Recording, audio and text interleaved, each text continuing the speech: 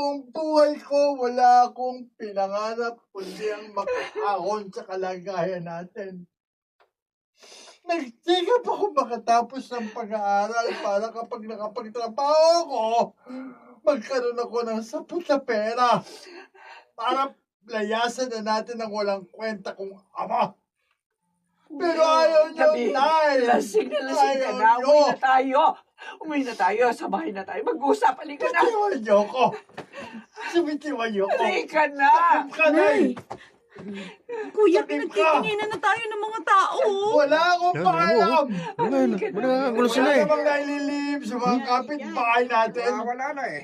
Batang paslit pa ako, alam na nilang lasenggo at nambubog. Oo, ba? Mismo niyan.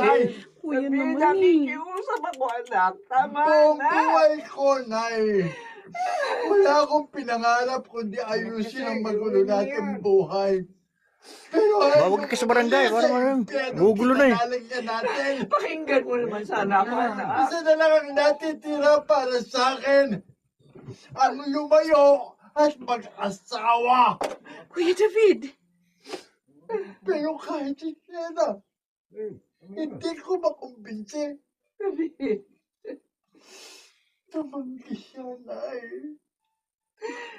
Tumanggi siya sa akin. David, anak. Talaga ba kakampat ng pamilya natin ang kabiguan? Talaga bang kahit ano pa ang gawin ko, hindi tayo makakaalis sa ibinigay sa ating buhay ni tatay?